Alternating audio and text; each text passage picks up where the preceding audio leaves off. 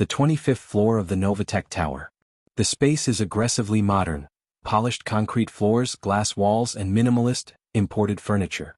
But the atmosphere is thick with desperation. Lela, in her 30s, sharp and dressed in an immaculate suit, is pacing her spacious office. She is on a frantic call, her voice tight with panic.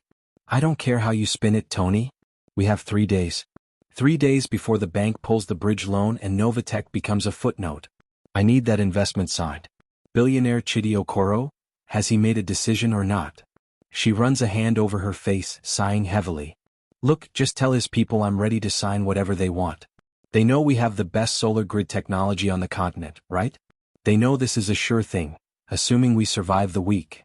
Lela slams the phone onto the desk. She grabs a stack of loose printouts, market analysis charts and operation budget breakdowns, and angrily rips them in half, tossing the scraps into the large open waste bin beside her desk. Worthless. All of it. Just then the glass door slides open and a man shuffles in. He is in his late 50s, wearing an oversized, faded blue cleaner's uniform. He pushes a rattling cleaning cart. He moves slowly, methodically, his gaze sweeping over the expensive room. Lela's eyes narrowed, cold. "What do you want?" "I didn't call maintenance." The man's voice was soft and calm. "Forgive me, ma'am. Just routine cleaning on this floor. I was told to come by before the evening rush." Lela dismissed him with a sharp wave. "Do whatever. Just stay out of my way. I have a life-or-death presentation to prepare." The cleaner nods and begins to sweep near the corner. Lela immediately returns to pacing, muttering to herself about the upcoming presentation. The cleaner slowly works his way toward the desk. He pauses and glances down at the large open waste bin. The ripped papers are visible inside. His eyes linger on the half-torn charts that Lela threw away. He spoke quietly, not looking up. "Ma'am, if I may, that sheet you tore up." Lela stopped pacing abruptly, her face twisted with annoyance. "Are you talking to me?" "The cleaner?" "It's nothing, ma'am. Just that I've seen things like this before. When you're under pressure, it's easy to dismiss data. But if you look closely at the lower-cost production models, the efficiency increase is actually built right into that sheet you shredded." Lela walked up to him slowly, her expression turning from annoyance to icy fury. "I am Lela Adebayo, the CEO of Novatech. I have 2 degrees from top European universities and I run a multi-million naira company. You push a mop and wipe a floor. You dare to lecture me on operational efficiency?" The cleaner stood straight, meeting her gaze with unsettling calmness. "I apologize, ma'am. I only meant—" Lela interrupted, her voice rising. "I don't pay you to think. I pay you to clean. Your job is to make the room look good for the people who actually matter. Now, get your pathetic advice and your cheap, rattling cart out of my office." The man said nothing. He simply nodded, a small, knowing glint in his eye. He slowly backed the cart toward the door. Lela pointed a rigid finger. "And you know what? Since you apparently have enough time to read my confidential financials, you clearly aren't working hard enough. You are fired. Effective immediately. Get your final pay from security. Now leave." The man pushed the cart through the door. Before it closes, Lela hears a quiet, deep sigh, not of sadness but of confirmation. Lela watched the door close. She felt a rush of cold satisfaction. She smoothed her jacket and went back to her presentation. She still needs to secure that investment from the elusive billionaire Chidi Okoro. The large Novatech boardroom. It's minimalist and intimidating, dominated by a long, dark mahogany table. Massive floor-to-ceiling windows overlook the busy city, but the light is gray and flat. Lela stands at the head of the table, commanding the room. She is impeccably polished, her presentation deck flashing complex charts about renewable energy infrastructure. Across the table sit 3 well-dressed, stern-looking investment managers, 2 men, 1 woman, from Chidi Okoro's holding company, Phoenix Group. They are quiet, taking meticulous notes. Lela gestures confidently at the screen. And that's why, in the next 3 quarters, Novatech is poised to dominate the market. The $50 million investment we require is merely the fuel that ignites a 5 billion naira explosion of profit for Phoenix Group. One of the managers, Mr. Nwosu, taps his pen slowly. "A compelling presentation, Ms. Adebayo. Your technology is certainly sound. But the culture of a company is just as important as its assets. We have heard some unsettling whispers about the internal atmosphere at Novatech." Lela laughs, a quick, dismissive sound. "Whispers? In this industry there are always whispers, Mr. Nwosu. Rest assured I run a tight ship. My team is lean, highly focused, and I only keep individuals who add direct value to the bottom line. I have zero tolerance for incompetence or distraction. She adjusts her jacket. In fact, just yesterday, I had to dismiss a new cleaner who had the audacity to interrupt my work and offer advice. I believe in boundaries. Everyone knows their place here. A nervous flutter passed through the room. Lela, misreading it as admiration for her strong leadership, swells with confidence. Lela smiles thinly. If that is your concern, let me assure you, I weed out problems immediately. This company is only concerned with excellence and results. And that is what you are investing in. She sits down, satisfied. The managers exchange serious, unreadable glances. Mr. Nwosu speaks slowly. Ms. Adebayo, we appreciate your directness. The decision, however, is not ours alone.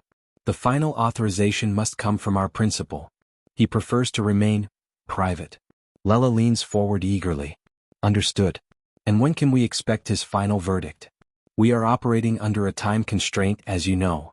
The main door to the boardroom swings open forcefully. A hush falls over the room. Standing framed in the doorway is a figure utterly transformed. He is wearing a flawless, custom-tailored dark suit, and the soft, unassuming posture is gone, replaced by an unmistakable aura of immense power and command. It is the man Lela fired yesterday. The three investment managers immediately stand up straight, their faces etched with deep respect, almost fear. Mr. Nwosu quickly steps aside, bowing his head slightly. Sir, we were just concluding. Lela's blood turns to ice. She stares, her mouth slightly agape, the carefully constructed confidence draining from her face, leaving only a sickly pale shock. This isn't possible. The man walks slowly into the room. He does not look at Lela yet. He walks past the table, pausing briefly at the waste bin near the corner of the room, near where he was sweeping yesterday. He places a hand lightly on the back of the largest chair at the head of the table, the seat where Lela was just presenting. Lela finally manages a strained whisper. You, the cleaner? The man finally turns, his eyes cold and unwavering, devoid of the soft patience they held yesterday. They are the eyes of a judge. I am Chidi Okoro, he says, his voice the same deep, quiet rumble but now carrying the weight of billions. And yes, Ms. Adebayo. I am the man you fired yesterday for being unqualified. He picks up Lela's presentation remote from the table. You asked when you would receive my verdict. It's simple. I came here to this office, disguised to test the integrity of the leadership. I wanted to see if the person I was entrusting $50 million to understood the value of every person and every piece of data in their organization. He shakes his head slowly, sadly. But instead I found arrogance. I found a CEO who destroys critical information and dismisses expertise because of the uniform it wears. He points the remote at Lela's chart still projected on the screen. You said you value excellence and results. But the cost-saving solution for your immediate cash flow problem was right here. He taps the slide, on the operational data sheet you tore up and threw away, complaining about the high cost of labor. He looks at his investment managers. Gentlemen, madam, I have made my decision. He looks directly at Lela, his verdict absolute. Novatech requires a serious intervention, but not a financial one. Ms. Adebayo, the investment is denied. Furthermore, as the principal owner of the bank holding your bridge loan, I am regrettably forced to notify you that the loan defaults at midnight tomorrow. Lela tries to rise, her hands trembling, the panic now fully seizing her. Mr. Okoro, please? I can change. I didn't know who you were. He raises a single hand, silencing her completely. That is precisely the point, Ms. Adebayo. If you only respect those who can help you, then you never deserved the help in the first place. He turns to the investment managers. Please prepare the necessary paperwork for the transition. Novatech needs a leader who is humble enough to listen to the cleaners. The boardroom cleared out quickly, leaving Lela alone with the chilling silence and the city lights that mocked her former status.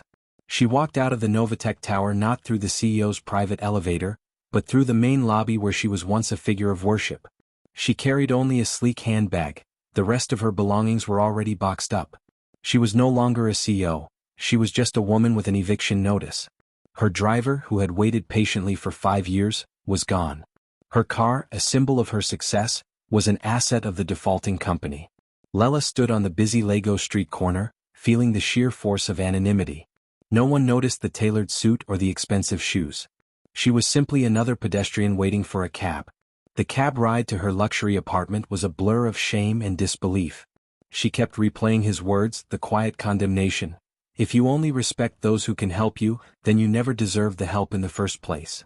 That night she didn't sleep. The morning brought the reality of her collapse. Her personal savings tied up in company stock were worthless. She had lived a life entirely dependent on the corporate structure she now lacked. 3 days later, Lela found herself standing outside the gates of her former apartment complex, unable to pay the service charge to retrieve the last of her belongings. She was wearing the same suit from the board meeting, now rumpled and tired, but it didn't hide the emptiness in her eyes. She slumped onto a concrete bench outside a small, bustling mama-put local food stall, watching people live the ordinary, productive lives she had always sneered at.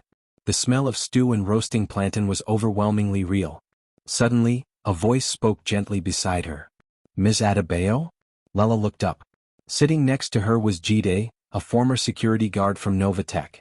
She vaguely remembered firing him 3 months ago for being 5 minutes late one morning. Chidi looked different. He was wearing clean, simple clothes, but he smiled easily. He was eating a plate of beans and yam. "I heard what happened," Chidi said simply without pity or judgment. "I'm sorry. That was a big fall."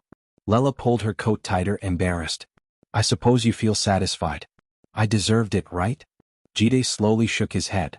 "I didn't feel satisfied when you fired me. I was desperate. But now I'm happy. After you fired me, I took the money and invested in this." He gestured to the small, thriving mama-put stall. "My wife and I, we always wanted to run a small kitchen. You forced us out of the tower and into the real world. You gave us the push we needed to build something ours." He looked at her tired, expensive suit. "You look hungry, Ms. Adebayo. You haven't eaten properly, have you?" Lela's throat tightened. She had spent the last 2 days living on old crackers and bottled water, too proud to buy food. She just shook her head, unable to speak. Chidi pushed his plate toward her. "Take this. It's too much for me anyway. Please." Lela stared at the plate of hot food. It was simple, humble, and offered by a man she had once deemed worthless. This simple act of charity, given without expectation, broke through the ice of her pride. Tears welled up in her eyes. "I treated you terribly, Chidi," she whispered, her voice cracking. "I know," he replied honestly but kindly. "But we all make mistakes when we think our status makes us better than others. Life has a way of balancing things out." Lela took the fork and for the first time in days she ate, savoring the warmth and the substance. It was the most valuable meal she had ever had. After she finished, Chidi smiled. "I have a cousin who runs a small bookkeeping agency. She needs an assistant. She pays minimum wage, but you'll learn the basics of true small business operations. No fancy titles, no glass tower. Interested?" Lela looked at the man she had destroyed, now offering her a lifeline. She didn't hesitate. "I am," she said, straightening her back slightly, the suit still rumpled, but her spirit slightly mended. "I am very interested." As Lela walked away toward her new humble job application, she saw a large black luxury car slow down nearby. Billionaire Chidi Okoro, impeccable as always, was sitting in the back, the tinted windows slightly down. He watched Lela walk away, not toward the sleek corporate districts, but toward the busy, simple marketplace. He gave a slight, almost imperceptible nod of satisfaction. He wasn't watching the failure of a CEO. He was watching the difficult, slow birth of a human being. The car then sped away, leaving Lela to begin her new path, starting from the ground up, with the painful knowledge that the greatest wealth is often found in the humility one shows to those with the least. Lela's new workplace was a stark contrast to the Novatech Tower. It was a small, bustling room above a hardware store, filled with the loud hum of old air conditioning units and the smell of dust. The owner, Awebio, Chidi's cousin, was kind but demanding. Lela sat at a tiny, rickety desk. Her fingers, once used to signing multi-million-dollar contracts, now struggled with a basic manual ledger and an outdated accounting program. She was responsible for sorting receipts, chasing small debts, and making endless cups of instant coffee. One afternoon, Lela groaned, rubbing her temples. She was trying to balance a column that was off by just a few naira.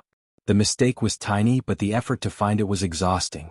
Ayabo, mid-40s, sharp-eyed, and wearing a simple cotton dress, looked over Lela's shoulder. "Frustrated, Lela?" "It's inefficient," Lela muttered, tapping the calculator angrily. "This whole system is archaic. At Novatech we had software that would flag this automatically. I feel like I'm wasting my education on 50 naira. Ayabo leaned against the desk. "Then you are wasting your education." You see a flaw in the software but you missed the lesson in the mistake. At Novatech the computer hid your errors. Here you have to dig them out with your own sweat. Ayabo pointed to the ledger. When you find that 50 naira, it teaches you patience. It teaches you that every single naira, every single mistake, belongs to someone who worked hard for it. You were running a business, Lela, but you never respected the basics. Lela looked up humbled. She realized her arrogance had simply shifted from her title to her supposed intellect. Lela began to fall into a routine of grueling simplicity. She ate lunch with Ayabo and the other low-paid assistants, simple nutritious food shared from a communal pot. She rode crowded buses instead of being chauffeured, enduring the heat and the noise.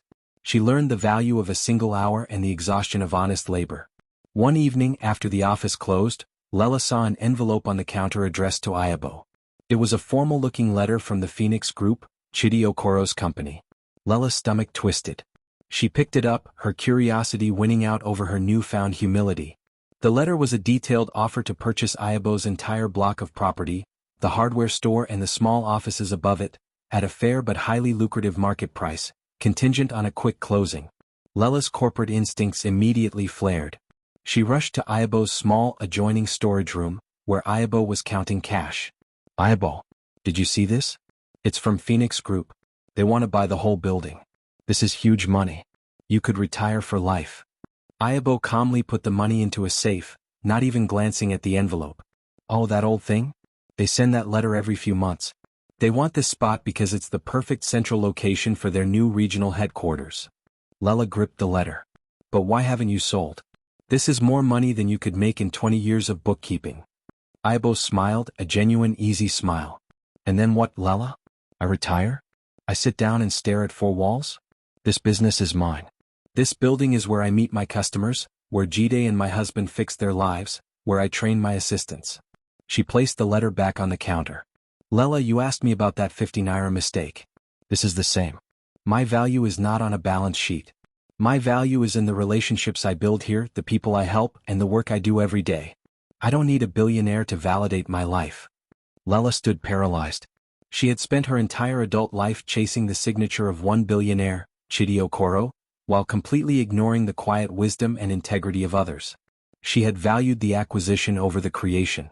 She slowly walked back to her desk and began wiping it down, a small habitual gesture she had picked up from the job. I'll make the coffee before I leave, Ayabo, Lela said softly, her pride finally dissolved. A few weeks later, Lela, still working at Ayabo's office, was asked to help with a community project. A small collective of market vendors from the outskirts of the city had pooled their resources to install a few basic solar panels on their main shelter. They were trying to be independent of the unreliable city grid. Ayabo gave Lela the file. They used a poor-quality installation company. The system is failing and they are about to lose their initial investment. They need someone with a technical background to look at the contract and the faulty specs. Lela spent the entire night hunched over the technical documents. Her high-level engineering background, scorned in her new job, suddenly roared back to life. She immediately recognized the flaws. The vendors had been sold an output-maximizing system designed for a corporate tower, not a load-balancing system for a community. It was a common corporate scam, using overcomplicated contracts to cheat the unsophisticated. She prepared a detailed technical report, not on a sleek Novatech presentation screen, but on a plain Word document, using Ayabo's old printer. The next day, Lela stood in the dusty, crowded market shelter. The vendors, mostly elderly women and men, sat quietly, worried faces etched with stress. Lela addressed them, not with the aggressive confidence of a CEO, but with the quiet clarity of an educator. The company that sold you this system used your enthusiasm against you, she explained. They gave you too much power capacity for your needs, which is causing your system to overload every afternoon. This is easily fixed, but the warranty you signed is technically void because you are not using an approved technician. A vendor, Mama Ngozi, wrung her hands. So we lose everything? Our savings are gone. Lela looked at the ground, then back up, a quiet resolve in her eyes. No. I used my old contacts. The company that manufactured your panels, SolarMax, is actually a fair organization. They just use aggressive contractors. She pulled out a simple 2-page letter she had written. I drafted this. It's an official technical notice.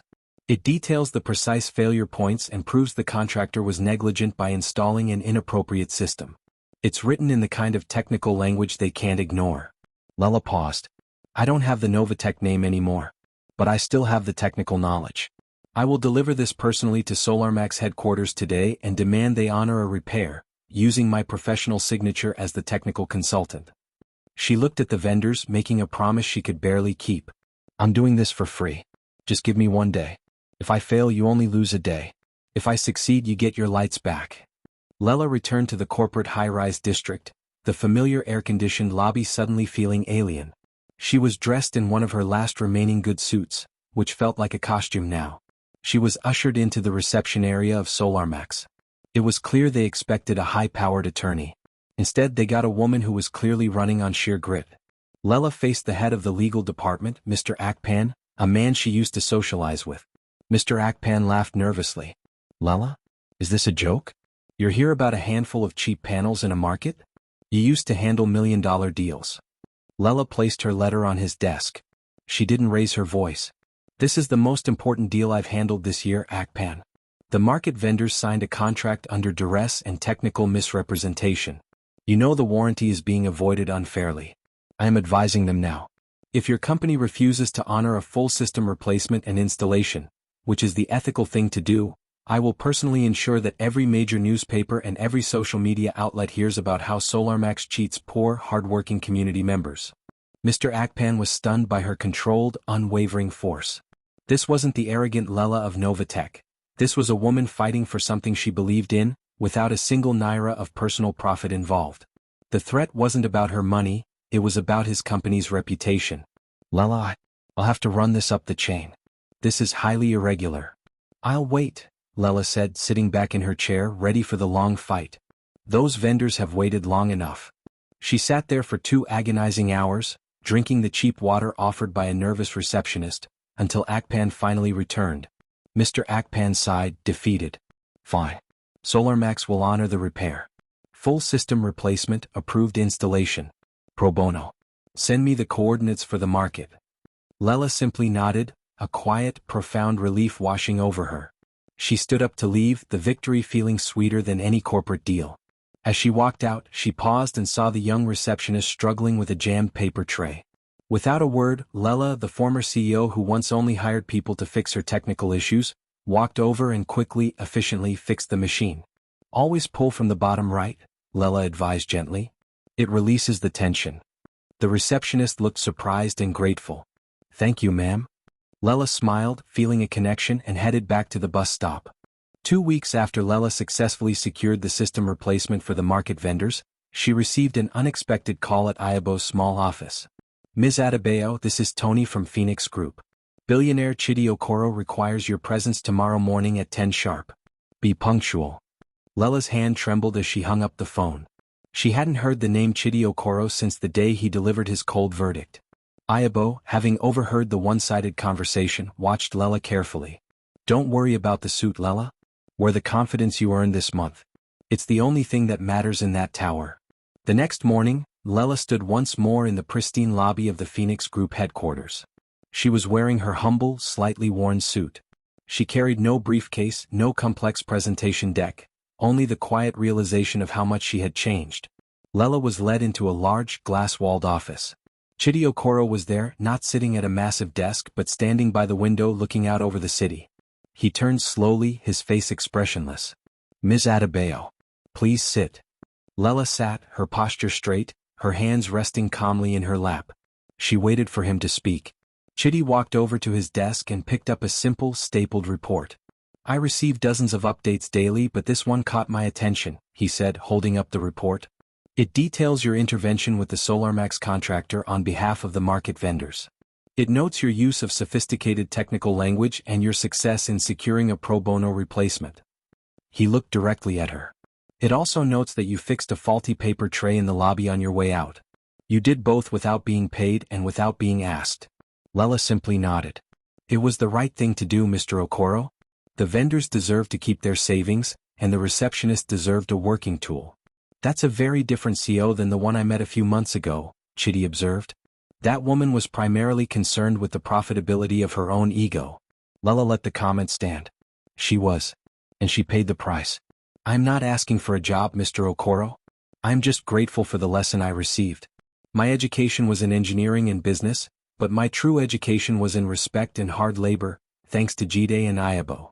Chidi walked over and leaned against the edge of the desk, his manner softening slightly. Lela, I never intended to invest in Novatech. That company was fundamentally sound, but it needed a complete ethical restart. My investment was always meant to be in you, the leader. But I couldn't invest in the Lela who saw the world as targets and tools. He paused for dramatic effect, then slid a thick, official document across the desk toward her. Novatech has been stabilized under interim management. It is profitable but rudderless. I have acquired a controlling share and restructured the debt. This document, he tapped the folder, is an offer. Not for CEO. You're not ready for that pressure yet. This is an offer to head our Phoenix Group's social impact division. You will be responsible for evaluating and rescuing failing community projects, using your high-level corporate knowledge to fight corporate exploitation. The pay is modest, but the mission is critical. Your team will report directly to me. Lela stared at the document. It was a second chance not to regain her old status, but to use her genuine ability for good. Why me? She asked, her voice tight with emotion. Chidi smiled, a genuine warm smile this time. Because the Lela who fought for a 50 naira mistake in a ledger, and the Lela who fixed a receptionist's paper tray, and the Lela who battled SolarMax for a small market shelter. That Lela is humble enough to listen and talented enough to lead. You proved that you understand that the greatest value is in the dignity of every person, regardless of their uniform or bank balance. Lela picked up the pen and signed the document, not with the aggressive flourish of a CEO, but with the measured care of someone signing a contract for life. As she rose to leave, Chidi offered a final observation. Lela, always remember this: humility is not thinking less of yourself, it is thinking of yourself less. Now go. You have work to do. Lela walked out of the Phoenix Group building, not with a sense of restored power, but with a feeling of purpose. She looked down at her hands that had sorted dusty receipts and pushed paper trays, and knew they were finally ready for real leadership. Glowing star, what this story teaches. The story of Lela Adebayo and Chidi Okoro, as presented in African Tales by Ugbead, powerfully illustrates several core moral lessons that resonate deeply with your audience. The hidden value of humility. The central theme is that character is the only true currency. Lela valued education and position over human decency, leading to her downfall. Chidi, the billionaire, understood that true integrity is only revealed when one is tested by those they perceive as beneath them. Respect for all labor. The story emphasizes that all work has dignity. Lela's ultimate redemption began the moment she accepted and respected simple, difficult labor. First with Chidi, then with Ayabo, and finally when she applied her high-level skills to help the low-income market vendors. Wisdom over wealth. Lela's arrogance blinded her to the basic, critical financial data she shredded, while the simple cleaner, Chidi, immediately saw the truth. The story teaches that true wisdom is often found in simplicity and observation, not in a degree or a corporate title. Redemption is earned, not given. Lela wasn't instantly forgiven or restored. She had to genuinely suffer the consequences of her pride, losing her job, her home, and her status, and prove her transformation through real, unpaid, difficult work before she was offered a second chance.